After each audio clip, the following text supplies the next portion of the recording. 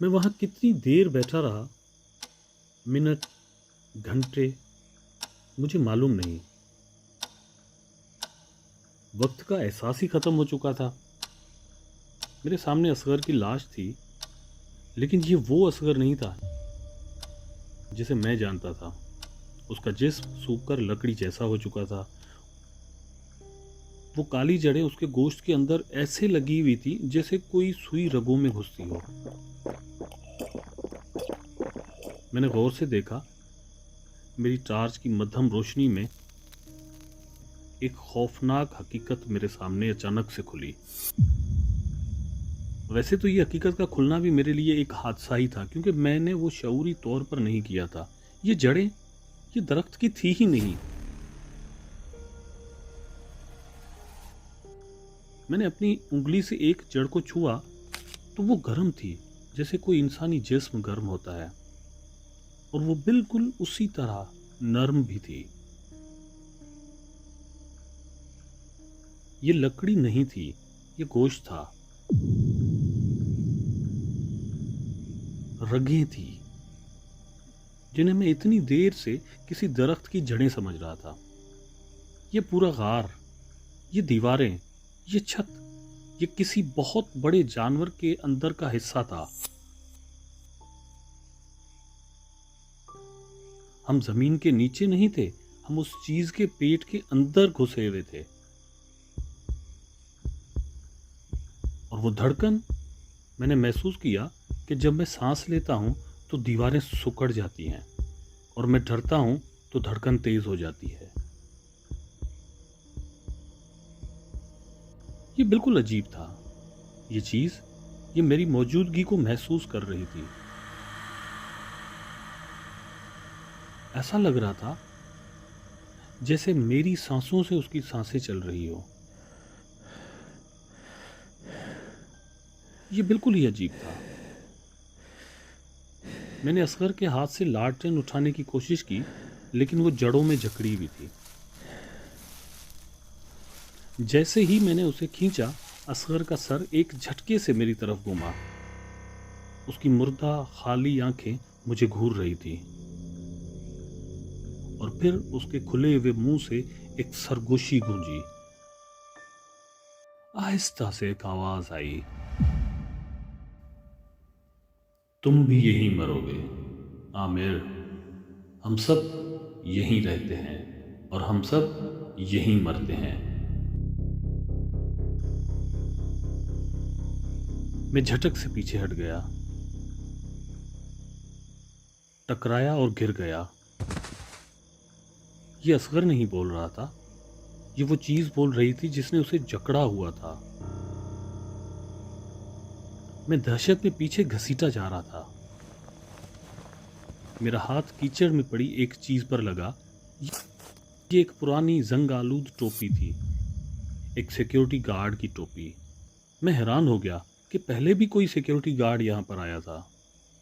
मैं उसको देखकर और भी डर गया और पीछे हट गया, और वहां पर कुछ कपड़ों से जाके टकराया। वो भी किसी आदमी के थे। मेरे रोंगटे खड़े हो गए, मेरा दिमाग घूम गया।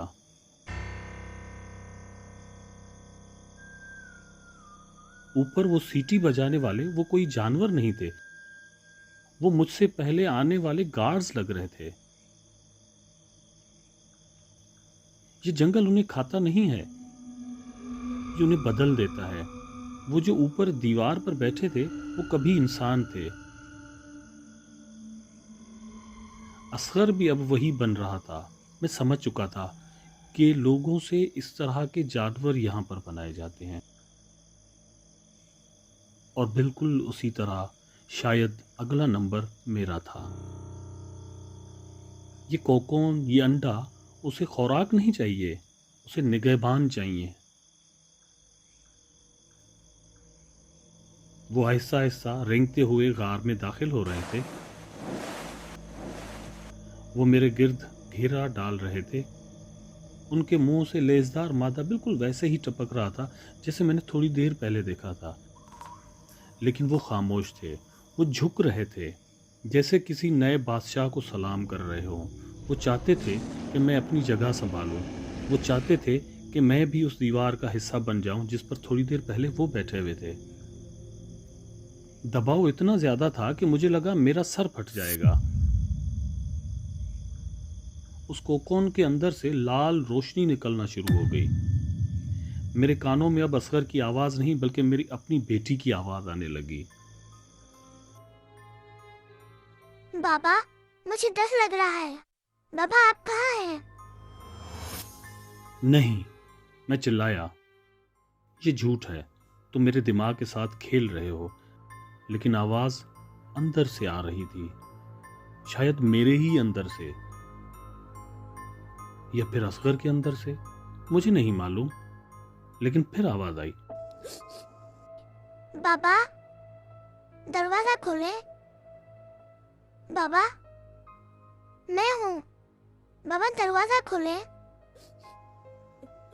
मैं पागलों की तरह उठ खड़ा हुआ।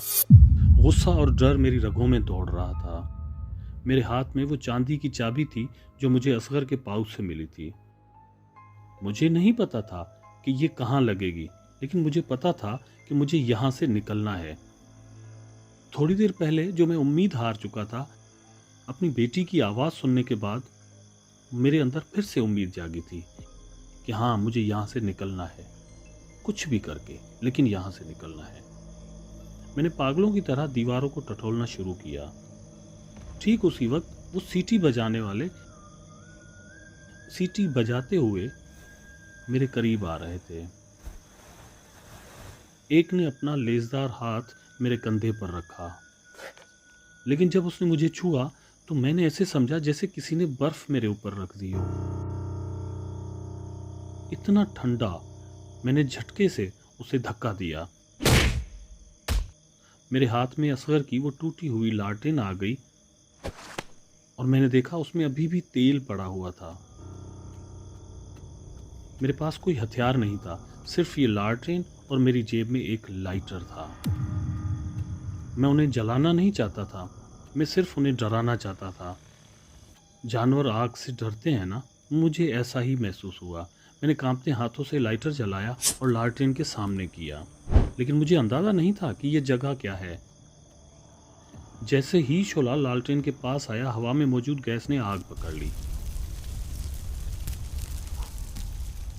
ये जगह बारूद से भरी हुई थी, कम से कम मुझे ऐसा ही लगता है।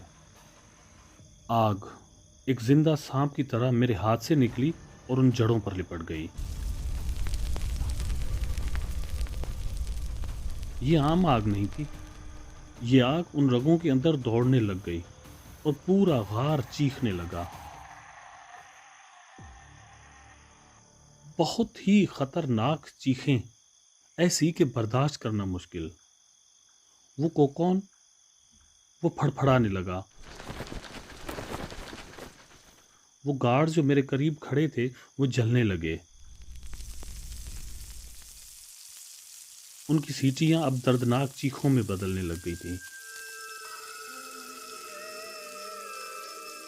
लेकिन आग मेरे चारों तरफ फैल चुकी थी। रास्ता बंद हो चुका था, धुआं मेरा गला घोट रहा था। मैं खांसते हुए पीछे गिरा। मेरा हाथ जमीन पर लगे एक लोहे के ढक्कन पर पड़ा। यह गर्म हो रहा था, बहुत ही ज्यादा गर्म।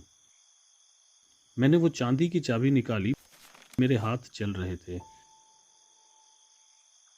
मैंने ताले में चाबी घुमाई, ताला अचानक खुल गया।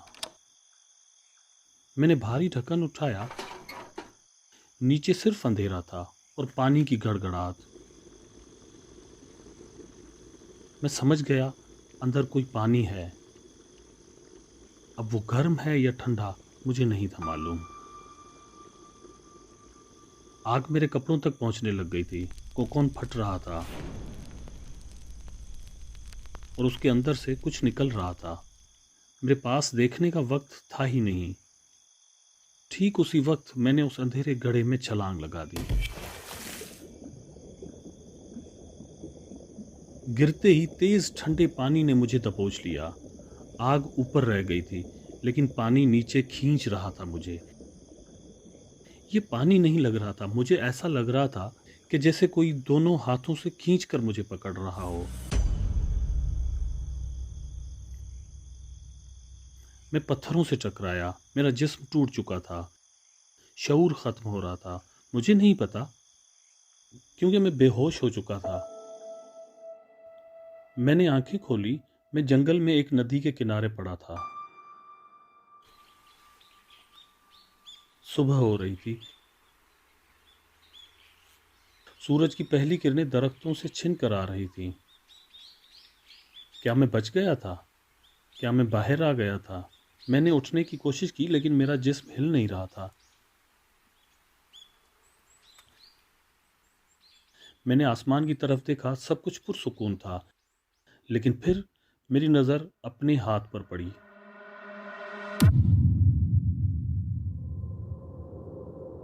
मेरी जिल्द वो इंसानी जिल्द नहीं रही थी। उसका रंग काला पड़ रहा था और उस पर लकड़ी जैसी दरारें पड़ रही थी। और मेरे गले से मैं चीखना चाहता था, मदद के लिए पुकारना चाहता था, लेकिन मेरे गले से आवाज नहीं निकली। सिर्फ एक लंबी बारीक सीटी निकली।